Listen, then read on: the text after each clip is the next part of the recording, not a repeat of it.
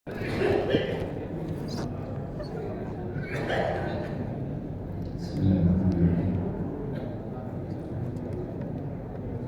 Assalamualaikum warahmatullahi wabarakatuh. Bismillahirrahmanirrahim. Assalatu wassalamu ala rasulillah. Asbahna wa asbahal mulku lillah walhamdulillah la syarika lah.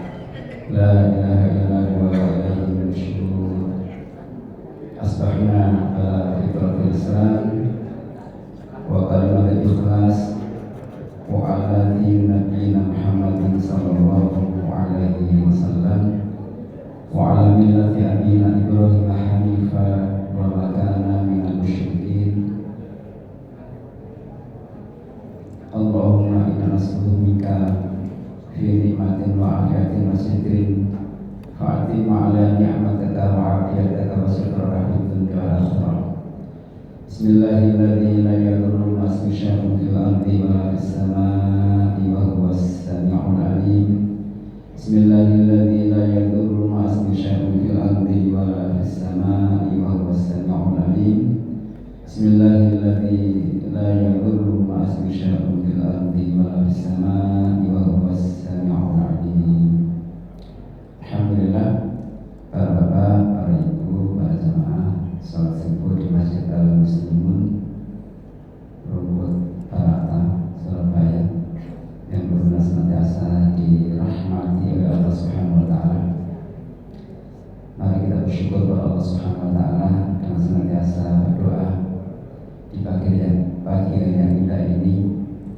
Allahumma inna nas'aluka ilman nafi'a wa rizqan thayyiban wa amalan wa taqabbala. Ya Allah, berikan kami di pagi yang indah ini ilmu yang bermanfaat, rezeki yang thayyib, yang berkah, yang halal, dan amal-amal yang Engkau kabulkan.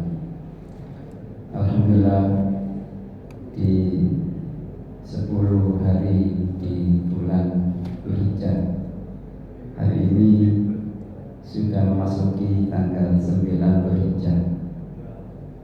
Kita mudah-mudahan semuanya tidak ada udzur bisa berkesempatan puasa Arafah, di mana puasa Arafah Rasulullah menyampaikan kafirus sanatain, menghapus dosa kita selama 2 tahun, tahun yang kemarin dan tahun yang akan datang. Ini artinya sekaligus seakan kita ini diberikan kelonggaran waktu, dipanjangkan usia kita minimal setahun yang akan datang. Karena kita ketika berpuasa di Arafah ini, Rasulullah menyampaikan diampuni dosa kita tidak hanya kemarin tapi juga yang akan datang. Padahal yang akan datang belum tentu setahun depan kita masih hidup. Tetapi di hadis ini Rasulullah menyampaikan kita akan diampuni dosa kita di antaranya setahun yang akan datang.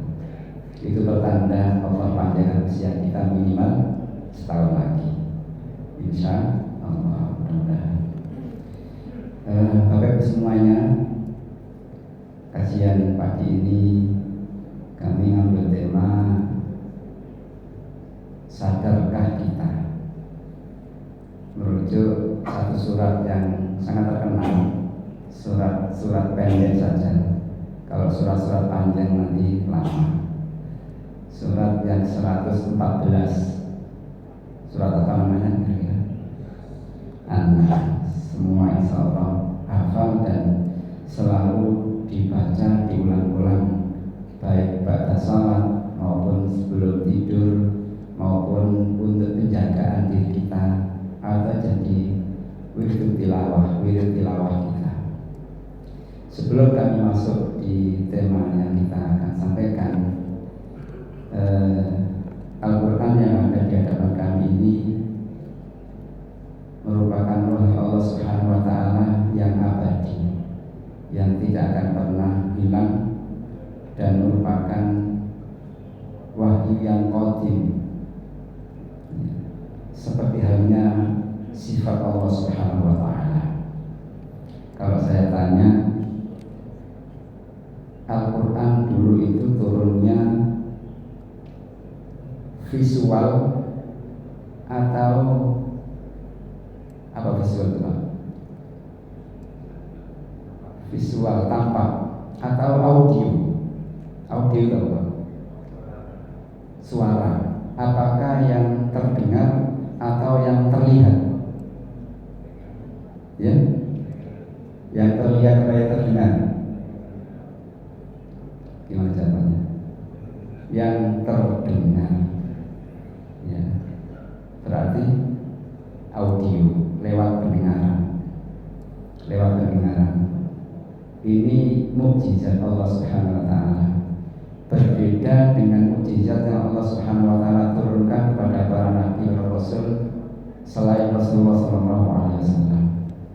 Kalau mukjizat yang nampak kelihatan itu biasanya berlaku pada zamannya di era nabi yang Allah Subhanahu wa taala utus. Contoh Nabi Musa punya mukjizat apa? Tongkat, ya. Bisa membelah lautan. Sekarang tongkatnya masih ada nggak? Di mana tongkatnya Nabi Musa ya? Andai kata ada gitu ya, apakah tetap menjadi mukjizat? Kalau tidak jadi mukjizat, kira-kira kalau ditemukan berada di mana?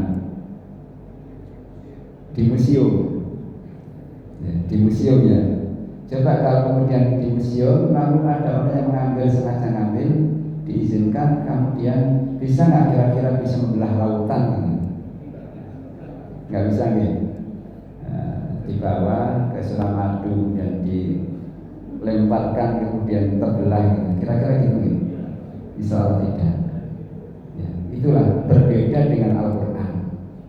Al-Quran itu tidak akan pernah musnah, tidak akan pernah hilang.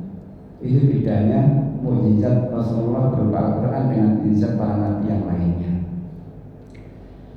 Kemudian karena Al-Quran ini mukjizat, maka tidak akan pernah orang satu pun bisa mengalahkannya. Karena namanya Al-Mu'jiz itu mengalahkan siapapun yang ingin menghancurkan kebenaran dari mukjizat itu. Kemudian di Al-Quran itu ada berapa ayat? Berapa surat? Berapa juz? 30 juz ya. 114 surat, 6.236 ayat. Semuanya adalah mukjizat Allah Subhanahu wa taala yang diturunkan pada baginda Rasulullah SAW. Jadi Al-Quran ya, kita masuk ke surat An-Nas. Surat An-Nas ini turunnya bersamaan dengan turunnya surat apa? Surat Al-Falaq. Jadi kalau kita istilahkan An-Nas dengan Al-Falaq itu saudara kembar atau couple yang tidak bisa dipisahkan. Kenapa? Karena memang turunnya bersamaan. Ya, ketika Rasulullah SAW disihir oleh salah seorang Yahudi yang bernama Labid bin Al-Ansar, dia kemudian diberitahu oleh malaikat. Kemudian tiba-tiba malaikat itu datang, dua malaikat mendatangi Rasulullah karena Rasulullah keadaan sakit. Lalu diberitahu siapa yang mensihirnya, ternyata orang Yahudi. Lalu di mana sihirnya? Ada di sebuah sumur yang ada airnya, kemudian di bawah batu. Ternyata betul Rasulullah perintahkan pada sahabat Rasulullah untuk mengambilnya. Ternyata di situ ada semacam ikatan benang gitu. Ya. Kemudian dengan itulah kemudian turun wahyu Allah Subhanahu wa taala surat An-Nas sekaligus surat Al-Falaq. dibacakan sekali, ya, kemudian benang itu lepas sekali, lepas, kemudian semua menjadi lepas, lalu Rasulullah SAW sembuh atas izin Allah Subhanahu wa Ta'ala. Kita coba perhatikan, kalau kita ingin belajar Al-Quran itu memang sebaiknya belajarnya lebih, walaupun kita ini sudah lama ngaji ya, tapi kalau kemudian kita belajar di dalam, walaupun ayatnya pendek, cuma 6 ayat yang kita terus setiap hari hafal dan baca, kadang-kadang kita kelewatan dalam banyak hal. Mungkin pertama tentang bacaan dari sisi tajwidnya, yang kedua dari sisi pemahaman balagonya, ilmu bahasanya, dari sisi gramatikanya, dan dari banyak hal, apalagi dari sisi makna dan rahasia yang terkandung di dalamnya. Jadi kalau kita mengaji, membaca Al-Quran, itu kita yang perhatikan pertama kali adalah tentang kebenaran bacaan, karena Al-Quran itu diturunkan sesuai dengan turunnya wahyu Allah Subhanahu wa Ta'ala yang disampaikan Rasulullah lewat malaikat Jibril. Jadi malaikat Jibril itu mengajarkan Al-Quran, begitulah Al-Quran diturunkan pada Rasulullah. Sampai hari ini Al-Quran tidak akan pernah berubah, tidak akan pernah bergeser sedikit pun. Walaupun di banyak qiraah riwayat itu banyak, tapi sungguhnya itulah turunnya Al-Quran itu bermacam-macam. Ada namanya qiraah sab'ah, ada bahkan qiraah asyra, ada bahkan lebih dari itu, sampai 14 riwayat. Semua itu adalah diturunkan Allah Subhanahu wa Ta'ala kepada Rasulullah dengan berbagai versi. Pertama dari sisi tajwid, kalau kita membaca Al-Quran itu kan tidak boleh merubah hurufnya harus benar, tidak boleh salah. Makanya kalau kita ngaji, ya baca Al-Qurannya harus terus berupaya diperbaiki. Sungguh pun kita ini tiap hari ngaji, saya tiap hari ngaji, tapi masih banyak salahnya. Saya punya guru, tapi ternyata tiap hari ya salah terus. Salah terus, no. Karena memang seperti itu. Ketika kita banyak ilmu, terus belajar, apalagi Al-Quran, digali Al-Quran semakin dalam, itu semakin banyak yang belum kita ketahui. Ibaratkan kita ini ketika belajar Al-Quran seperti kita ini snorkeling masuk ke sebuah lautan yang dalam. Ya, saya pernah kemana? Pernah ke Belitung, sebulan di sana. Itu pernah kemudian di akhir sesi itu snorkeling masuk ke dalam. Ternyata di dalam lautan itu banyak mutiaranya. Semakin ke dalam semakin asik, semakin ke dalam tidak ingin keluar. Begitulah ketika kita ngaji, belajar Al-Quran, semakin kita dalami, semakin banyak mutiara di dalamnya. Sehingga sayang emang kalau kemudian kita ini malas ngaji, ya, karena begitu indahnya ketika kita ngaji dan belajar Al-Quran. Dari sini bacaannya saja kita masih banyak yang salah. Kadang-kadang qaf dibaca kaf, kadang-kadang ha dibaca ha, gitu ya. Padahal kita tiap hari baca surat An-Nas, kadang-kadang keliru-keliru, hamzah ganti ain, gitu. Jadi kalau kita bedah betul ada 6 ayat ini, hanya belajar tajwidnya saja berjam-jam, ya. Belum belajar tentang nahwunya, ya. Kita masuk dari sisi nahwunya, itu juga betul. Ada kata kul itu fi'il apa? Fi'il, belum banyak fi'ilnya. Kalimah apa? Dalam Al-Quran kan ada kalimah fi'il, isim, huruf, gitu ya. Fi'il itu kata kerja, isim itu kata benda, huruf itu selain keduanya. Fi'il pun dibagi beberapa, ada fi'il madi, fi'il mudhari, satunya fi'il apa? Amal, ya. Kul masuk fi'il apa? Itu fi'il amal. Apa maksudnya fi'il amal itu? Perintah, Ya, perintah. Jadi qala yaqulu kul, qala katakan, qala berkata, yaqulu berkata juga. Jadi kita bahasa Indonesia dengan bahasa Arab itu beda. Qala telah berkata, yaqulu sedang berkata, kul katakan, kul katakan. Nah, begitu. Jadi ada kata dasarnya. Nah, kul itu namanya fi'il amar, kata perintah. Kata perintah. Ya, kalimat perintah, fi'il amar, kata kerja perintah. Seakan Allah Subhanahu wa taala ini mengajari para kita. Jadi kita ini kan hamba Allah yang butuh untuk mendapatkan hidayah dari Al-Quran.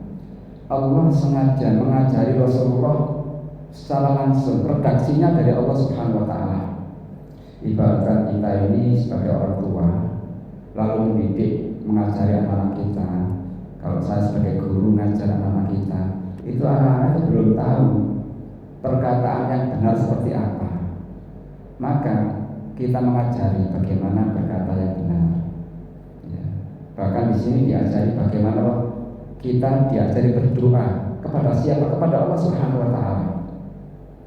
Jadi kita ini seakan pertama belum tahu apa-apa kalau tidak diberitahu oleh Allah Subhanahu wa taala. Kalau kemudian Allah Subhanahu wa taala memberitahu, maka kita harus sami'na wa ata'na. Kesempatan yang luar biasa ketika kemudian Allah Subhanahu wa taala mengajari langsung kepada kita. Jadi ini diajarkan Allah kepada Rasulullah dan tentu untuk umatnya kita. Kita diajari langsung oleh Allah Subhanahu wa taala untuk mengatakan sesuatu. Jadi redaksinya sudah sangat jelas, tidak boleh diubah perkataan Allah. Perkataan Allah Subhanahu wa taala. Jadi ini fi'il perintah. Berarti apa? Ketika ayat ini memerintahkan kepada kita selaku hamba Allah, maka kita baca ayat ini berulang-ulang, berkali-kali. Kenapa? Karena ini adalah wahyu Allah Subhanahu wa taala yang tidak akan pernah salah. Di kul katakan. Siapa yang diberitakan? Rasulullah SAW. Ya. Apa yang Allah perintahkan? Perkataan apa? A'udzu. Ya. Saya berlindung. Ya, saya berlindung. Kalau kita berlindung itu mendekat atau menjauh? Tentu mendekat. Ya, tentu mendekat. Semakin kita mendekat kepada Allah Subhanahu wa taala, maka perlindungan itu akan semakin cepat datang dari Allah Subhanahu wa taala. Makanya kita harus senantiasa berupaya untuk mendekat sedekat-dekatnya kepada Allah Subhanahu wa taala. Kemudian kita ini merasa orang yang lemah, bukan orang yang kuat, karena posisi kita ini ingin dilindungi. Sehingga ayat ini kan ada dua surat yang dua-duanya itu menjadi ayat perlindungan, yaitu namanya disebut surat Al-Mu'awwidhatain. Apa? Al-Mu'awwidhatain. Dua surat perlindungan. Sebelum kami masuk berikutnya, jadi surat Al-Nas sama Al-Falaq ini dua-duanya adalah surat memerintahkan kepada kita untuk kita minta perlindungan kepada Allah Subhanahu wa taala. Kalau di surat An-Nas itu perlindungannya internal. Kalau surat Al-Falaq itu eksternal. Jadi nanti kita bedah sedikit. Kalau coba kita tanya dulu, surat An-Nas itu apa? Asma Allah Subhanahu wa taala ada berapa? Di sini kita perhatikan. Bedakan dengan surat Al-Falaq. Kalau surat Al-Falaq, nah coba saya baca ya. Surat An-Nas itu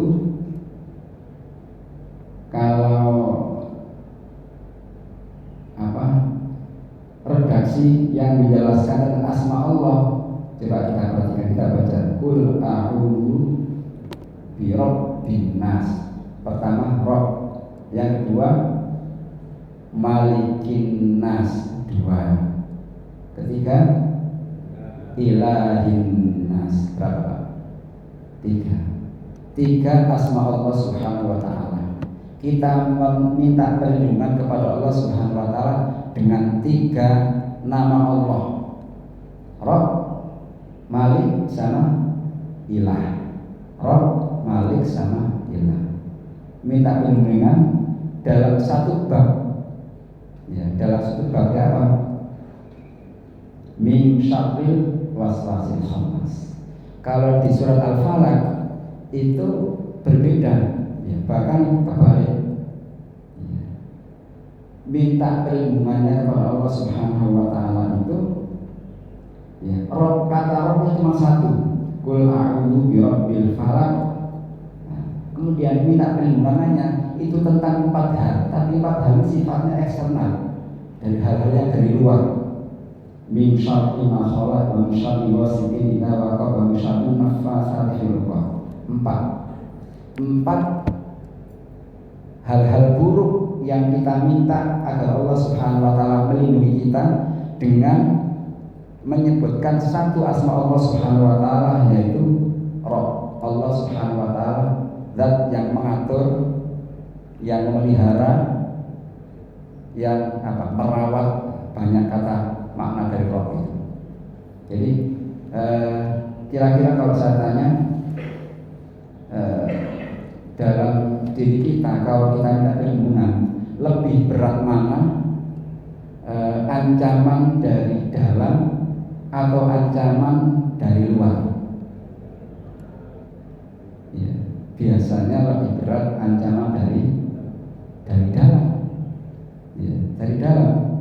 Makanya kita minta kepada Allah Subhanahu wa ta'ala agar kita dilindungi oleh Allah Subhanahu wa ta'ala dari tipu daya setan. Kalau eksternal tergantung kita, kalau internal kita kuat, maka ya kalau ada ujian, cobaan, tantangan dari luar, kalau kita sudah kuat iman kita insya Allah lebih settle. Tapi kalau kemudian kita belum kuat saling internal, lalu kemudian ada ujian satu saja diterpa, ya kita gampang untuk tergoyah. Ya. Makanya dua surat ini luar biasa. Nah, jadi pertama dari sisi bahasanya. Jadi a'udzu, kita ini orang yang lemah, orang yang bodoh, orang yang fakir, butuh pada Allah Subhanahu wa ta'ala. Allah ciptakan manusia sengaja dalam keadaan bodoh, dalam keadaan lemah, dalam keadaan fakir. Ya. Siapapun manusia, ya, dari sisi pengetahuan, ya, itu masih amat sangat kecil dan sangat terbatas bila dibandingkan dengan kemampuan dan kekuasaan Allah Subhanahu wa ta'ala. Karena itu minal ilmi illa qalila, manusia itu ilmunya sedikit, ya, maka tidak boleh membanggakan kepandaiannya. Manusia itu fakir, butuh kepada Allah Subhanahu wa ta'ala zat yang maha kaya. Manusia itu juga lemah, khulqal insan dha'ifa, maka butuh zat yang maha kuat, yaitu Allah Subhanahu wa ta'ala. Makanya pentingnya kita berlindung kepada Allah Subhanahu wa ta'ala. Secara internal kita ini butuh dikuatkan. Minta kekuatan dari siapa? Tentu dari Allah Subhanahu wa ta'ala. Kekuatan hanya milik Allah, la haula wala quwata illa billah. Jadi, qul a'udzu bi rabbin nas. Rabb, ya, Rabb itu zat yang maha mengatur. Ada namanya tauhid rububiyah.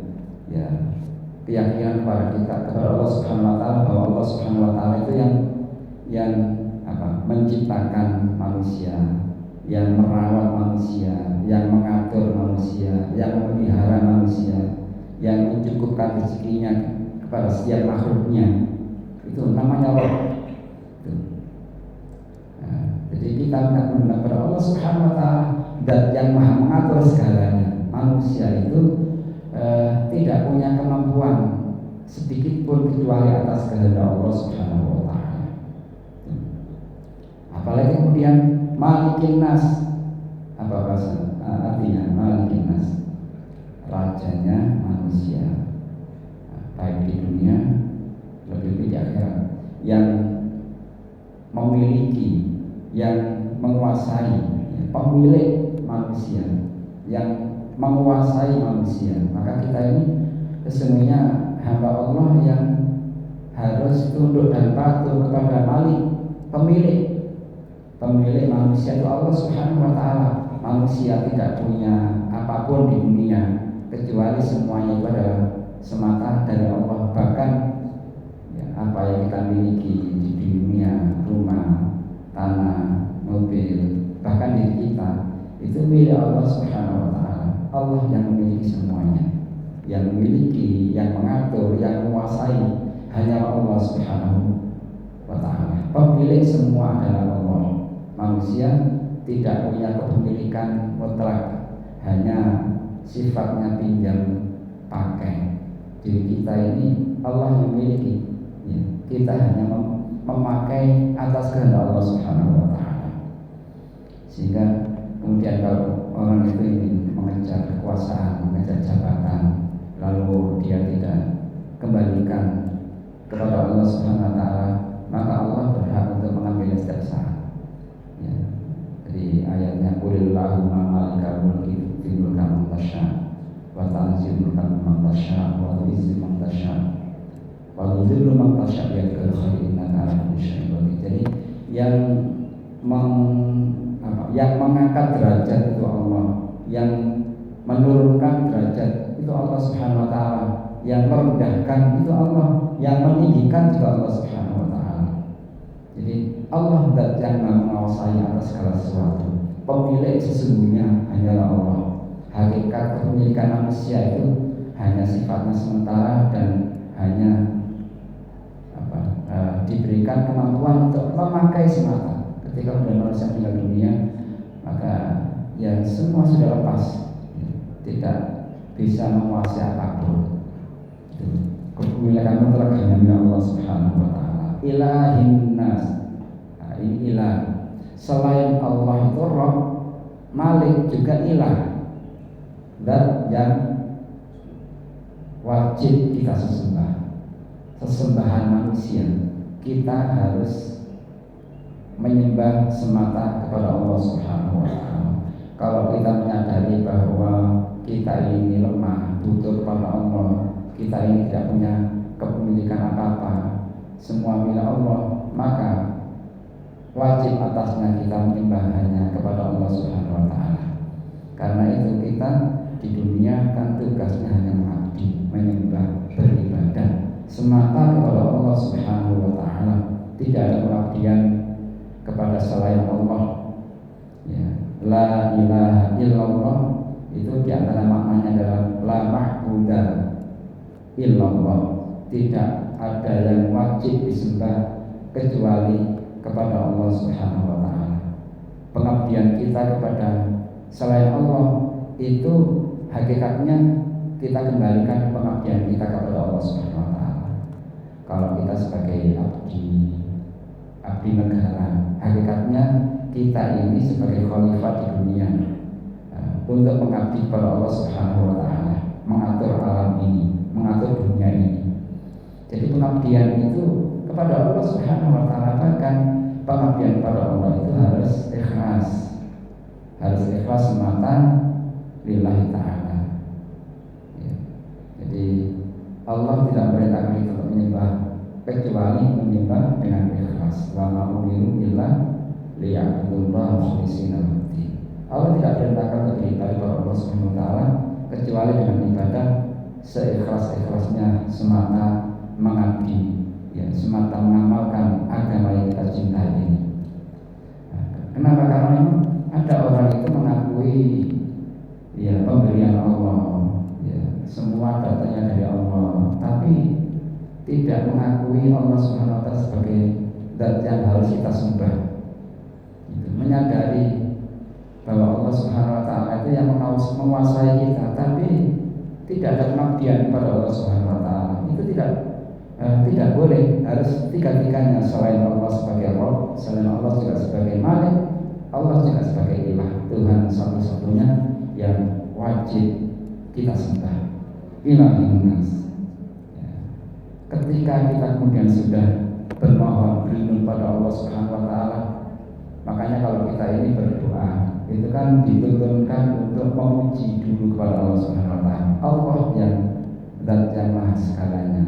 Jadi kalau orang itu berdoa, itu Allah mengajari kepada kita untuk diawali dengan pujian-pujian kepada Allah.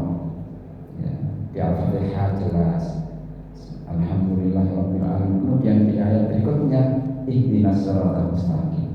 Ini juga seperti itu. Jadi memuji kepada Allah Subhanahu wa taala dulu dengan pujian-pujian yang Allah sudah tuntunkan, baru kemudian kita minta kepada Allah Subhanahu wa taala apa yang kita inginkan. Apa permintaan kita, agar kita menyadari atas semua kekurangan, kelemahan, kebodohan kita, yaitu doa satu-satunya kok yang kita minta apa? Allazi min syarril waswasil khannas. Ya, dari syar itu kejelekan, kejahatan. Ya, syar kejahatan. Nah, di surat An-Nas ini kata-kata syar itu cuma satu. Sementara di surat Al-Falaq kata-kata syar kejahatan ada berapa? Kita hitung coba di Al-Falaq. Jadi qul a'udzu birabbil falaq min syarri ma khalaq wa min syarri ghasiqin idza waqab wa min syarri naffatsati fil 'uqad wa min syarri hasidin idza hasad.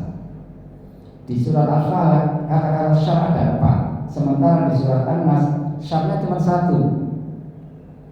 Jadi kalau kita ini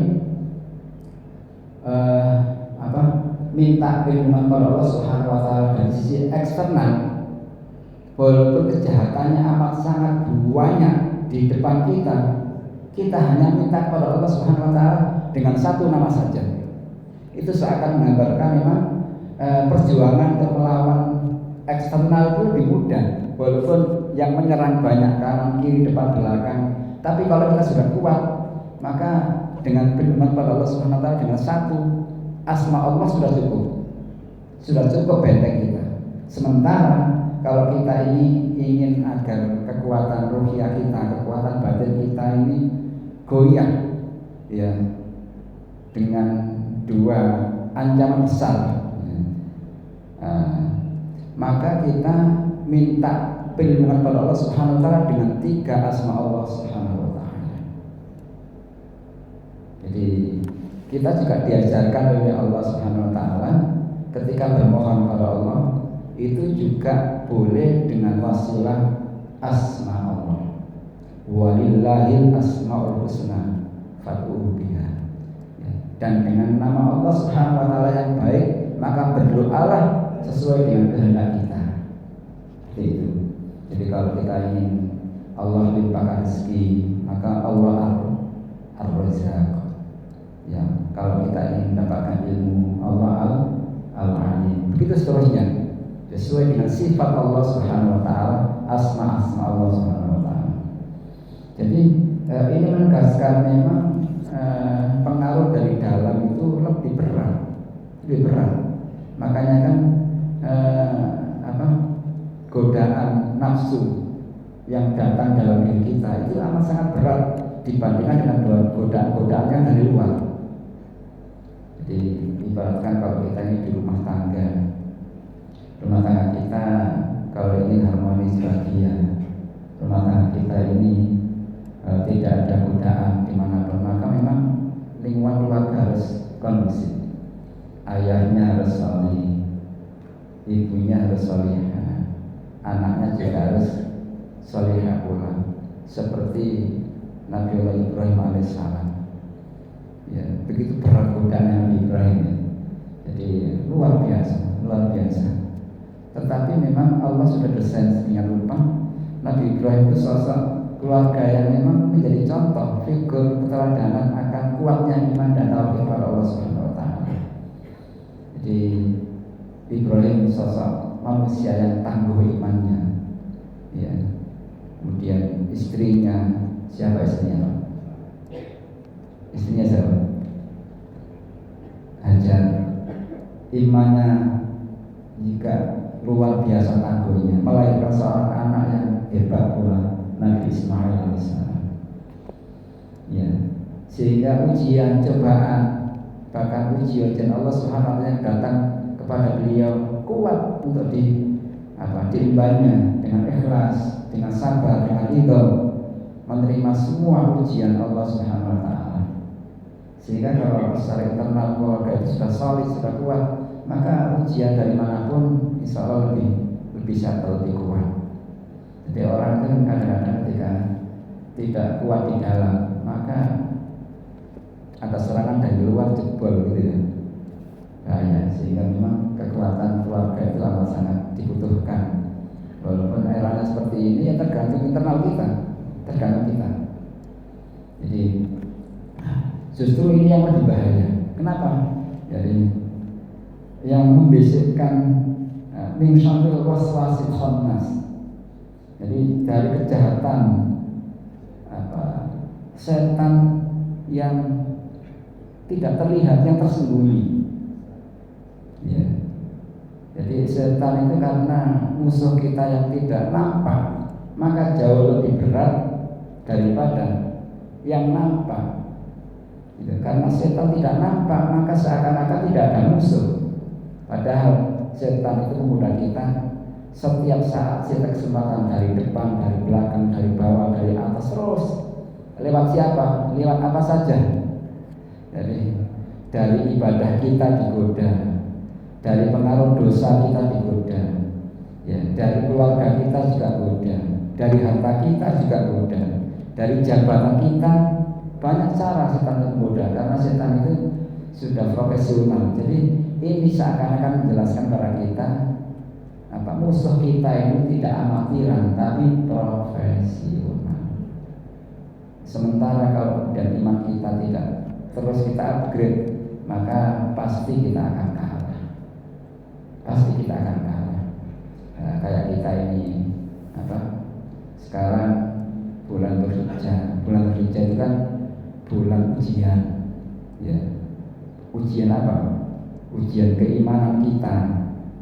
Iman kita itu benar-benar terbukti apa tidak. Bukti iman seseorang itu diantaranya adalah mengeluarkan harta kita di jalan Allah Subhanahu wa taala. Seperti Nabi Ibrahim. Nabi Ibrahim kan kebiasaannya sedekahnya luar biasa. Selalu mengundang banyak orang untuk makan-makan. Bahkan sering hanya sekedar ada orang bertamu itu dibelinya sapi. Jadi seakan-akan kalau Nabi Ibrahim itu bersedekah, itu kalau hanya sekedar menyembelih sapi itu sudah lewat. Makanya ujiannya dinaikkan level dengan diperintahkan menyembelih putranya, nggak tanggung-tanggung. Tapi ternyata lolos pula, berhasil. Setan tidak mampu menggodanya. Seperti itu. Jadi bulan ini jadi bulan ujian keimanan kita kepada Allah Subhanahu wa taala. Kalau kita lolos dalam ujian, insyaallah kita akan setelah Idul Hijjah ini, setelah kita menyembelih hewan korban, keimanan kita sekokoh Nabi Ibrahim dengan keluarganya. Jadi godaan setan yang tidak nampak ini berat daripada yang nampak oleh mata kita. Min syarril waswasil khannas. Setan profesional, setan tidak akan pernah mati selamanya. Dari dulu sampai sekarang, kalau kita dan usia tertentu dipanggil Allah Subhanahu wa taala, sementara setan yang menggoda kita ini terus setiap saat. Tergantung kualitas derajat iman seseorang. Kalau imannya rendah, ya setannya biasa-biasa saja. Tapi kalau imannya semakin tinggi, setannya yang menggoda juga lebih canggih lagi. Alladzi yuwaswisu fi. Jadi Bapak Ibu semua kalau membaca alladzi yuwas, jangan sampai ada kata yuwasu. Ada yang kata gitu ya, bukan kelewatan. Alladzi yuwaswisu fi, bukan alladzi yuwaswi. Hati-hati. Alladzi yuwaswisu fi, yuwaswisu fi, bukan alladzi yuwasu. Ya, senajan bendina maca al-ikhlas, an-nas, al-falaq kadang-kadang ya sik apa nih? Lupa-lupa. Alladzi yuwaswisu fi sudurin nas. Ya, dia Allah Subhanahu wa taala. Nah, dialah alladzi yuwaswisu fi sudurin nas, dialah apa? Setan yang menggoda kita fi sudurin nas, dalam dada manusia. Yang waswas, apa waswas itu ya? Yang membisikkan. Ya, jadi ada kata-kata waswas ya. Jadi dari bahasa Arab alladzi yuwaswisu fi sudurin nas, yang membisikkan kejahatan-kejahatan budaya syaitan dari dada manusia. Dari apa? Dari keimanan kita. Jadi pintarnya setan itu pembisiknya itu canggih, pelan-pelan tapi pasti. Lalu manusia tergelincir, tidak terasa. Jadi kadang-kadang dosa itu tidak terasa, seakan-akan ya satu dosa kecil dibiasakan, tambah lagi dosa kecil dibiasakan, tambah lagi dosa kecil dibiasakan. Lama-lama hal yang dosa walaupun kecil menjadi biasa, dianggap tidak berdosa. Itu kan sudah lumrah di mana-mana. Jadi pelan-pelan tapi pasti setan menggoda manusia. Nah, ini beratnya godaan setan dan tidak terasa. Manusia digoda setan tidak terasa. Nah, yang menggoda manusia dalam dada, jadi tidak terasa. Kita tidak merasakan kalau ada godaan setan, padahal tiap hari digoda. Nah, beratnya ternyata godaan setan itu ada yang tidak nampak, tapi juga ada yang nampak oleh mata, tetapi itu tidak kita rasakan. Minal jinnati wal nas, dari golongan jin dan golongan manusia. Kalau golongan jin itu yang gaib, yang tidak nampak, tapi kalau golongan manusia itu yang nampak oleh kita. Nah, jadi ternyata setan itu ada dua kategori. Ya. Setan itu sifat yang buruk yang dimiliki oleh pelaku seseorang yang berbuat dosa. Jadi alladzi yuwaswisu fi sudurin nas minal jinnati wan nas, dari golongan jin dan manusia. Jadi yang tidak nampak. Jadi kalau ada kata-kata di Al-Quran itu ada gandeng kata jin dan nun, itu biasanya yang tidak nampak, seperti jin. Nah, jin kan tidak nampak. Ada lagi jannah, surga juga tidak nampak sekarang. Ya, jadi sifat surga itu masih gaib, jin juga tidak kelihatan gaib. Seakan-akan menggambarkan bahwa kita memang yang tidak nampak itu jauh lebih berat daripada yang kelihatan mata. Nah, jadi kalau ada manusia itu berlaku buruk, berlaku dosa atau menggoda kepada kita, sesungguhnya bukan dia yang menggoda, tapi sifat-sifat setan yang menggoda, berlaku setan yang menggoda kepada manusia. Bapak semuanya yang Allah Subhanahu wa taala, sampai jam berapa? Masih ada waktu? Jam 5:51. Alhamdulillah masih ada waktu sedikit. Ada waktu 10 menit ya untuk bisa diskusi. Mohon.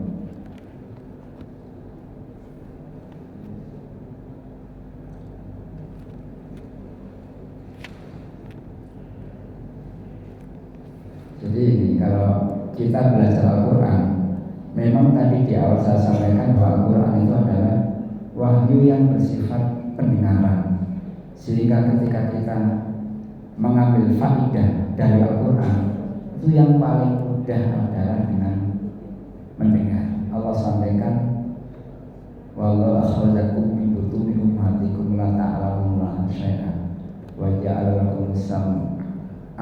wal absar wal afidah la'allakum tashkurun. Jadi belajar Al-Quran yang paling mudah itu dengan mendengar. Sehingga kan kalau kita ini, ada yang bertanya, kalau kita ini belum bisa membaca atau kadang-kadang malas membaca, hanya dengan mendengar saja kita sudah dapat pahala.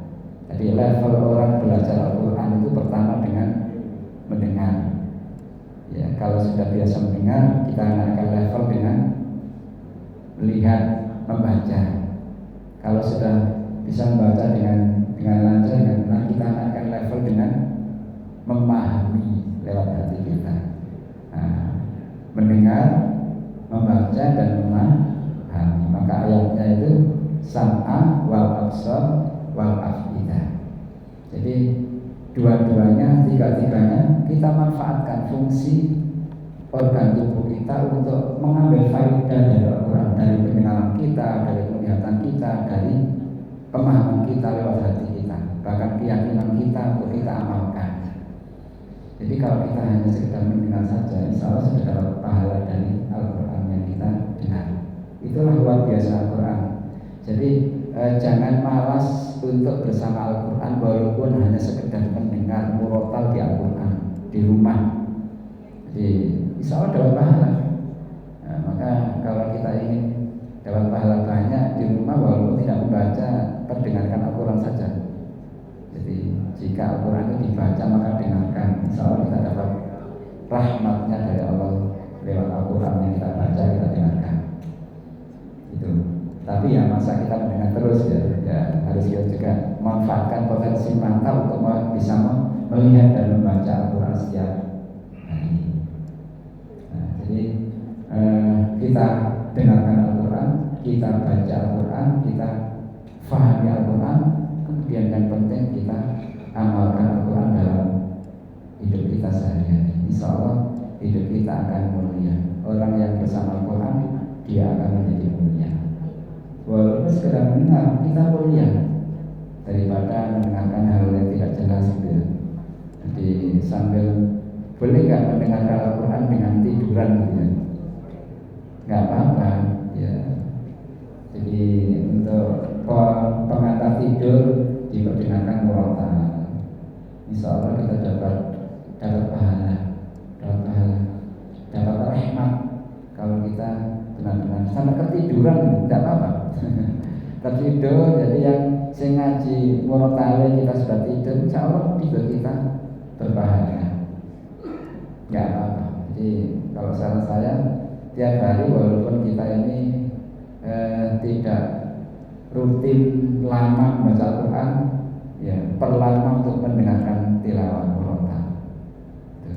Jadi di ayat ini Allah mengajarkan kepada kita pentingnya kita minta perlindungan kepada Allah Subhanahu wa taala dalam setiap kesempatan apapun. Karena memang kita ini hamba Allah yang butuh kepada Allah, merasakan kita ini hamba Allah yang lemah. Kepada siapa lagi kita bermohon, kepada siapa lagi kita meminta perlindungan kecuali perlindungan kepada Allah Subhanahu wa taala. Kalau perlindungan kepada manusia ya sebatas yang dia mampu. Ya, kalau dia punya kekuasaan, kita perlindungan kepada penguasa kalau dia masih menjabat. Ya. Kalau sudah ya, tentu kita tidak bisa minta perlindungan. Dan yang paling penting ya sesungguhnya musuh kita itu adalah dosa kita sendiri. Musuh yang paling berat adalah dosa kita sendiri. Kalau kita berdosa, itulah kemudian musuh kita yang benar-benar kita harus waspadai dan minta kepada Allah agar Allah jauhkan dari tipu daya setan sehingga kita tidak terjerumus kepada dosa-dosa yang berkepanjangan. Dan mudah-mudahan dengan puasa Arafah ini menghapus dosa kita selama 2 tahun. Jadi memang manusia itu lemah, tidak lepas dari dosa. Manusia tempatnya salah dan dosa, tempatnya lupa dan dosa. Ya, tetapi bukan manusia kalau tidak punya dosa kecuali bagi Rasulullah SAW. Yang kita minta ya ketika kita berdosa ya cukup satu bertaubat kepada Allah, kemudian minta perlindungan lagi kepada Allah agar Allah jauhkan dari godaan setan, dari tipu daya setan. Jadi apalagi kemudian ketika kita berbuat dosa, kadang-kadang berbuat amal soleh saja kita diperintahkan oleh Allah untuk juga istighfar. Habis sholat kan perintahnya istighfar, padahal sudah beramal soleh. Rasulullah perintahkan istighfar pula, apalagi kita melakukan dosa. Jadi jangan dinilai dari kecil besarnya dosa, tapi harus kita perhatikan kepada siapa kita berbuat dosa. Kalau kepada Allah ya tidak pandang kecil dan besar ya, tidak pandang kecil dan besar. Kalau kita kepada Allah melakukan dosa, maka kita sudah melakukan perbuatan maksiat yang itu Allah murka. Sehingga memang kita ini penting untuk terus di usia-usia kita yang sudah seperti ini ya menguatkan iman kita saling kenal. Lewat apa? Tentu ketika kita terus ngaji seperti ini ya, kemudian beribadah. Jadi kekuatan iman seseorang itu setidaknya dua. Pertama dengan membekali ilmu, yang kedua dengan menguatkan ibadah kita kepada Allah Subhanahu wa taala. Ya, dengan kekuatan ibadah lewat salat, lewat puasa, lewat zikir, lewat tilawah. Ya, insyaallah pintu-pintu setan akan sulit bisa masuk dalam diri kita. Gitu. Jadi kalau kita disibukkan dengan kebaikan, dengan ibadah, maka setan tidak ada kesempatan sedikit pun luas untuk menggoda kita. Tapi kalau kemudian kita ini tidak banyak aktivitas ibadah, maka disitulah setan akan mulai bergerilya masuk dalam diri kita. Ya, sehingga memang berat godaan setan. Kita harus merasa bahwa setan selalu menggoda kita setiap saat. Jangan merasa kita ini aman-aman saja dari godaan setan. Jangan merasa. Jadi harus merasa kita ini selalu digoda oleh setan setiap saat. Dengan perasaan sadar itu, insya Allah kita akan lebih siap, ya, lebih siap. Jadi sedikit kemudian kita ini malas beribadah, sedikit kemudian kita ini tidak segera bangun waktu malam. Maka ingat bahwa itu sedang digoda setan. Kita ketika pagi hari sebelum tidur, setan kan mengikat kita dan kita akan menyeruan. Kalau kita tidak lepas dengan bacaan doa bangun tidur, maka setan masih mengikat kita. Ketika kita baca ta'awudz, baca doa yang dalam, kemudian kita segera wudu, maka ikatan setan akan lepas satu persatu. Kemudian kita sholat sunnah tahajud, maka setan akan lari dari diri kita. Jadi seperti itu. Insya Allah itu semuanya karena waktu sudah waktu syuruk, mudah-mudahan sedikit yang bisa kita pelajari di pagi ini menjadi keberkahan kita semuanya. Maka di pagi pada subuh itu memang penting untuk kita melakukan 3 hal. Pertama, ada istilah MSU, jadi masjid subuh Al-Quran. Di tempatnya masjid, waktunya subuh, yang kita baca Al-Quran.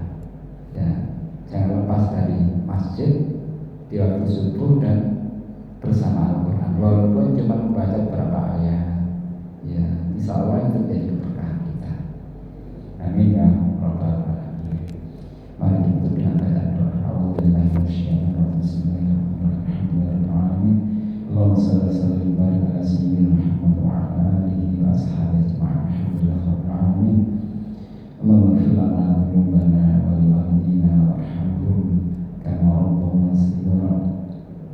Rabbana zalamna anfusana wa illam taghfir lana wa tarhamna lanakunanna minal khasirin. La ilaha illa anta subhanaka inna kunna minadh dhalimin. Allahumma inna nas'aluka 'ilman nafi'an wa rizqan thayyiban wa 'amalan taqabbalan. Allahumma inna na'udzubika minal